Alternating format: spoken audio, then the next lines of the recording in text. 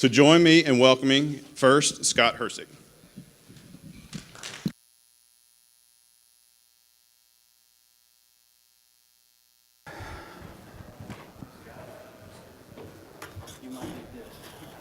Oh, yeah. Thank you so much. Good morning. Good morning. I'm Scott Hercik. I'm here to talk to you today a little bit about the transportation programs that we've been working on at the Appalachian Regional Commission in a way that enables us and you, because you are from most of my 13 states, to better engage, compete, and succeed in the global economy of the 21st century. Many of the things that I have been working at ARC with are the same things that we are doing here today. I mean, we are talking about and thinking about and strategizing about just where does we fit in this global economy of the 21st century. We're thinking about and talking about and strategizing how we can develop our transportation resources in a way to allow us to not simply survive this economic transition, but to actually thrive in it. We're thinking about and talking about and strategizing about how we learn to run faster than we've ever run before. About 10 years ago, I read a book. It's called The World is Flat. It's by a guy named Tom Friedman. He's a writer for the New York Times. And it talks about the change from a domestic to a global economy and what that really means. And it talks about the good points and it talks about the bad points.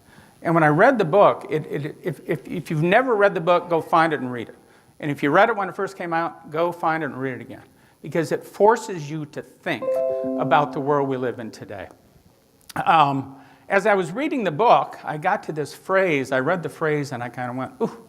And read it again, I kind of went, ooh. And so I went into the kitchen, got a pencil, and I wrote down the phrase, and I'll share that with you if I can figure out how to move the slide here. Yeah, here we go. Get ready to run. Every morning in Africa, a gazelle wakes up. It knows it must run faster than the lion or it'll be killed. Every morning in Africa, the lion wakes up, and it knows that it must outrun the gazelle or it will starve. It doesn't matter if you're a gazelle or a lion, because when the sun comes up, you better start running. The ferocious economy that we now live in is part of the global economy of the 21st century. Our story over at ARC, Appalachian Regional Commission, began in the late 50s, early 1960s. John Kennedy was running for president. And while he was running for president, he was campaigning in West Virginia. And while he was there, he was struck by the degree of economic calamity. It was worse than he thought it would be. After he was elected, shortly, he called in a group of people to his office, and he said, I want to dispatch you to Appalachia. I want you to go down, and I want you to do two things. One is come back and explain why. Why this economic distress that it seems never ending. But more important than that, what can we do to break that chain of poverty? How can we create an environment that can bring this region of America up to the same point as the rest of the nation? And so they did that. They went out and spent time in the region, and ultimately they came back. And they had a series of findings and recommendations about why the constant economic distress and how we move the region forward. And one of the findings they had was that the region, because of its terrain, its mountains and its valleys, made it hard to build roads through there. And because of that, when we all built the interstate highway system during the 1950s and 1960s, when the highway planners and designers got to the region, because the terrain was so hard, they tended to go around the region rather than to penetrate the region. And what that did is it created a sense of physical isolation between this region and the rest of the United States. And physical isolation creates economic isolation. So what they said is until you get rid of this physical isolation, the region can never reach economic parity with the rest of the nation. So the reaction to that was the Appalachian Development Highway System. And I'll punch this again here. It was a highway network designed by the 13 states, really designed to build the highways that never got built when we were building the interstate highway system. And they began working on that then. And today I'm happy to report to you about 91% of that 3,000-mile network is complete. And we just completed a economic impact analysis of what has been the economic impact of that highway system on that region. What a shock. It has really been quite spectacular. You look over the region and you're moving from isolation to be able to compete with the rest of the country. So a very, very, very positive result of that whole thing. And so that was all very good. Years later, that all began in the kind of mid-1960s. As we go through the rest of the century, we begin to approach the 21st century. And what happens is the economy begins to switch as well. It begins to go away from purely domestic, which it originally was, into one that's more tied to global logistics. And you can't take the highway to Antwerp, or there's no roadway to Shanghai. So to be able to compete internationally, you needed the logistics capacity to do that, whether you're selling logs or anything else in the region. Especially important for an inland region, we didn't have our own ports. We had to figure out how to move our products from where we lived to those ports which were our gateways. And we had trouble doing that.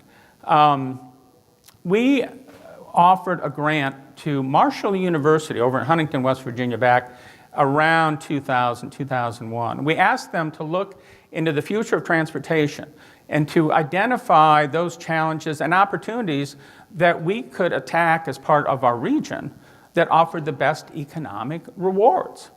And one of the things they came back and said, you have a little problem here. And they said that Appalachia, the part of the country that we all live in, and many of you live in as well, was one of the first parts of the country that was settled. And because of that, it was one of the first parts of the country where the domestic railroad system was built. And when the railroads built through the region, the tunnels that they used to get through the mountains aren't high enough to support double-stack intermodal trains. And what that means is you don't have the rail connections from our region on those double-stack trains to those ocean ports that other parts of the country do. We went out and we mapped out where are the inland ports, the inland container ports in the eastern half of the United States, and this is what we found. And once again, what do we see? That the intermodal global supply chain is going around the region just like the interstate highway system went around the region. And so by looking into the future, we knew that if we didn't change that, we would not be able to compete. The work over at Marshall University said, if we were going to open a new factory in the central part of West Virginia, and our competitor was based out of Columbus, Ohio, and we're going to sell internationally, every container that we ship from our company has to go by truck individually to whatever gateway ocean port we're going to use. Our competitor over in Columbus, they put their containers on a double-stack intermodal train, okay? Every container we ship to port will cost us 71% more than our competitor has to pay over in Columbus. If we don't change that, we will never be able to compete on the international stage. About that time, they came out with this. They hosted a transportation conference over in West Virginia. And I went over and we sat in, and we're sitting there, and a representative of Norfolk Southern was there. And he made a presentation about Norfolk Southern. He said, I want to show you something that you're never going to see in West Virginia. And he showed a slide of a double-stack train. And he said, you will never see a double-stack container train in West Virginia because our tunnels are too small. And the cost of rebuilding those tunnels is so great, the numbers don't work for us. And so before the conference was over, I went and got the guy from Norfolk Southern. I went over to meet our friends from Marshall University, and we sat down and we began talking about that. And we began talking that was a problem not only for Norfolk Southern, but for much of our region, including all of West Virginia. From that then, we put together a team to begin looking at what would it take to clear those tunnels, and how would we do it, and who would pay for it. And we put together a working group that included state folks, private sector folks, everyone imaginable to move this concept forward about how do we do it. And at some point, I began to sense that we were losing momentum and that it was going to be just another one of those great ideas that nothing ever happens. And so I called everyone to come to our offices in Washington, D.C., and to sit down for a day and try to figure out how do we continue to move this forward. And we did that. And so what did happen at that point was the Norfolk Southern stood up and said, we'll be a leader in this program. The Port of Virginia stood up and said, we'll work with Norfolk Southern to lead. Up until that point, everyone liked the idea, but no one was willing to lead it. And so with that leadership, we went off, and the Heartland Corridor was born. It's about a $400 million project to raise the tunnels through the heart of our region. And 10 years later, in about 2010, those tunnels were ready to go. And they launched then double-stack container trains from the Port of Virginia through the heart of our region, building 2 new intermodal container ports within the region, and then continuing on to the American Midwest.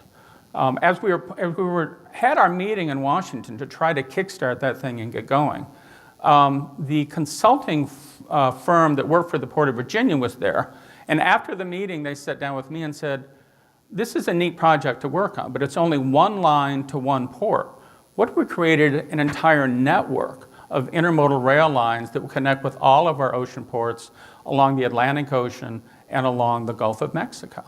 And from that, I went to our commission then and basically laid out that this is the transportation system of the future that builds on the highway system, but it is what we need to do if we really want to be competitive in the global economy of the 21st century. So the commission said, yeah. And the commission found it very confusing when I kept talking about inland ports. They didn't know what an inland port was, and so I explained that to them. That was, a location where you could load containers, and that it was a way to extend coastal ports inland. So they liked that, and they said, go do it. So we put together a team of folks from all of our 13 states, of transportation, international trade, and economic development folks. We got the Federal Highway Administration to provide the funding for it, and we hired that consultant who was with me in that room, who had worked with the Port of Virginia and who knew our global ports better than any company I ever ran into. We then sat down and we designed the entire thing about how we would put together and design this transportation system of the future for not just the heart of Appalachia, but for all of our 13 states, which extend from New York State all the way down here to Tennessee, Alabama, and Mississippi. The first thing we did is we studied where have we been, where are we today, and where are we going? What are the trends that will show us what our target should be in the future?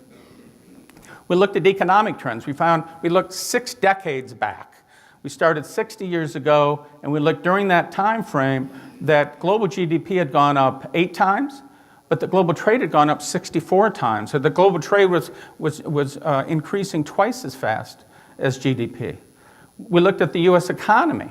We found that in 1950, only about 3% of our economy was involved with global trade. International trade went up to 25% in 2000. And some argued that by 2050, in one way or another, half of everything we do in America would have an international flavor to it as well. We looked at demographic trends, okay? Population is shifting. It's moving from the north to the south and towards the coasts. It's also aging. The baby boomers have moved through and their kids haven't caught up yet. We looked at the demographic shift and how that affects demand and consumption. As people age, they tend to buy less manufactured goods. They tend to look more towards services. U.S. manufacturing growth, manufacturing in the United States, high-value things stayed onshore. Low-value commodities tend to move offshore. Then we looked at the logistics of moving this global economy, okay? The growth in traffic flows that as the economy both domestically and internationally grows, you see domestic traffic flows between 20 and 2020 up 66%, international traffic flows up 100%, and traffic flows going back and forth down to South America up 150%. Another kind of factoid, but it's interesting, is that between 1993 and 2003, in 10 years, the average distance of a traffic flow in the United States went up from 420 to 590 miles, a 40% increase. Things are moving further than they ever moved before. And the key to that was intermodal. The key to that was intermodal. You looked at world container ports. In 1970, there were only 75 ports around the world that handle containers.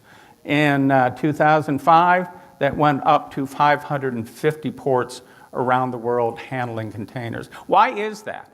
Well, the efficiency that gives ocean service is remarkable. Prior to containers, a major ocean ship, when he comes into port, he would spend half of his life, 50% of his time, loading and unloading. And the other 50%, he was at sea. Okay? With containers, rather than 50-50, he's in port only 15% now. And he's 85% at sea, dramatically increasing the efficiency of these ships. Looking at U.S. ports, in 1970, we only handled 1 million containers through our ports in the United States. By 2000, it was up to 20 million, 2020, 50 million, 2050, up to 100 million. The world is moving via containers. And so if you have access to containerized shipping, great, but if you don't, you have major problems. Global trade lanes emerge, obviously east and west. East over to Europe, west to China and Asia, and north and south as well, Canada, Mexico, and South America as well. So we studied this at length, trying to figure out where we've been, where we are, and where we're headed, and how we begin to develop our transportation capacity so that people like you can use that system to ship their products and compete internationally. So what we found is over the last 6 decades, GDP is up 8, international trade up 64. We're trading more and more and more all over the world. Long-term economic expansion is underlying driver, plus containerized intermodal supply chain. We now have a transportation system based on international trade. Telecommunication, information technology, we couldn't run the global economy without that. Demographic shifts, and market expansion and new trade agreements, which, as we heard earlier today, affect us all in many different ways. While the annual trends vary, the global economy is fully established. We are not going back to the old days. East-west trade lanes are strong, and north-south will grow even more. Global supply chain is intermodal by nature.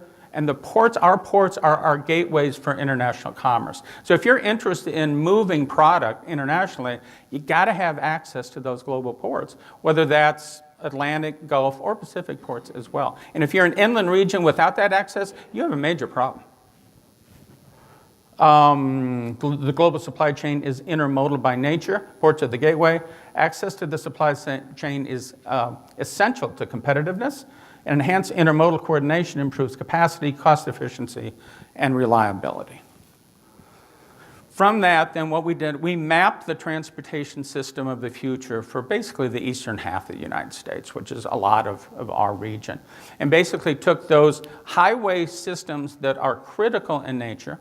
They became part of that network. We took those key rail corridors that will shape our future economically in the region, put them on. We also included our inland navigation, because if you look all around the world, inland navigation is an important way to move a lot of stuff cheaply and safely.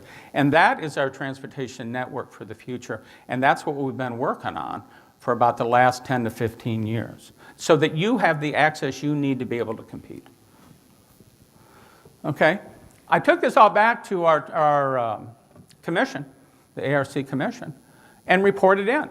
And I kind of laid all this out, and I said, this is what we did, this is what we found, and here's our transportation plan for the future. And the commission kind of went, wow. Okay, they said, what we want you to do now is stop the research and begin to go out and figure out how we can actually implement this kind of network to serve the region in the future.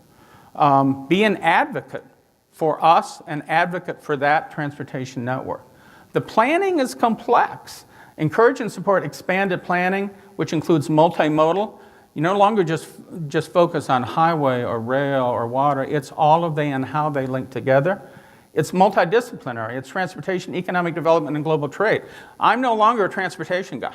I'm an economic development guy and a global trade guy, because all of those pieces fit together. It is multi-jurisdictional. It's local, state, national, and it's global. A state transportation department, which I used to work for a long time ago, when you get to the state line, you have to stop. But these trade lanes don't stop. And so what you have to do is put together this network of local, county, state, and federal, and international interests to make all those pieces come together. It's not easy. And it's multi-sector. It's public and private sector working together. Easy to say, really hard to do sometimes.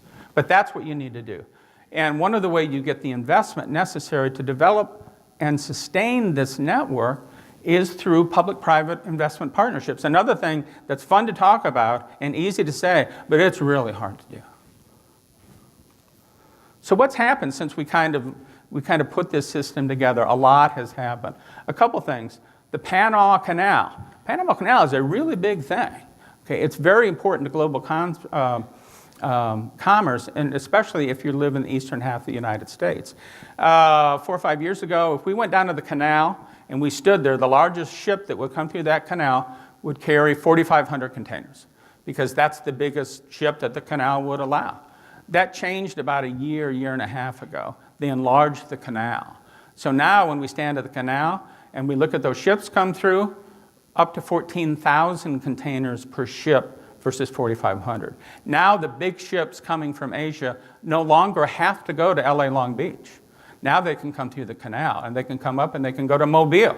They can go to Houston. They can go to Tampa. They can go to Savannah. I was in Wilmington, North Carolina, which is not a big port. There was a 10,000 TEU container ship in from China in Wilmington. So everything is moving by water now much more efficiently than it ever did before because of that canal. Major investments to large East Coast ports and Gulf ports have been made to enlarge the port capacity to welcome the new ships. In New York City, the Port of New York, everyone has a little problem. Sometimes it's water depth because the big ships need lots of water. In New York, they had a bridge that wasn't high enough. The Bayonne Bridge in New Jersey, which the big ships had to get into Port Elizabeth, couldn't fit under the bridge. Okay? You know how much it cost to raise the bridge? $1 billion. Okay? New York came up with the money, the bridge has been raised. And you look at all of the ports, Mobile, Charleston, Savannah, Norfolk, everyone has invested heavily to be able to accommodate the big new ships of today. From our Heartland Corridor that ran from the Port of Virginia to the Midwest, that was the beginning of a series of intermodal rail corridors that were developed to enable double-stack container trains to flow to and through our region. Norfolk Southern, we finished that one. That was the first, the Heartland Corridor. Shortly thereafter, CSX came to our office, and they said, we've decided we're going to have an intermodal corridor all of our own. It's not because Norfolk Southern did it. It's just because we think it's the right idea. And then when the door was closed, they said, it really is because Norfolk Southern beat us, and we're trying to catch up. Norfolk Southern came back with the Crescent Corridor that connects the Northeast United States down to this part of the world. All in all, about $4 billion of investment went into those major new corridors that move double-stack container trains very efficiently, very fast, very reliably from our area to key coastal ports all up and down the East Coast into the Gulf. You can now move your stuff there like you've never had before. As far as our inland container ports that connect to those lines, we went from one, which was down in Mississippi before, Huntsville, Alabama. They were the only place in our region that had an inland container port. We now have 14. We just opened the newest one in Chatsworth, North Georgia, just south of Tennessee down there. So now there is a whole series of inland ports where you can move your boxes and your logs to and from these. They'll put them on the train, and they'll get them to those ports in a fast and cost-efficient way. You can do things today that you couldn't do before. So everything we've been doing, we spent the last almost 20 years now looking at how we move from our inland region to the international marketplace. And we've done that for a couple of different reasons. To allow you, our businesses, to engage and to compete and succeed in a way that you could never have done before. And to allow our communities and our businesses and our people to run faster than we ever run before. So that's the story I wanted to share with you today. Take advantage of this. I'll look forward to talking to you later today. If you have specific questions about where is my local inland port, come and talk to me about that. But it's a story that I want to share today because it affects you and your ability to move forward in the years ahead. Thanks for having me today.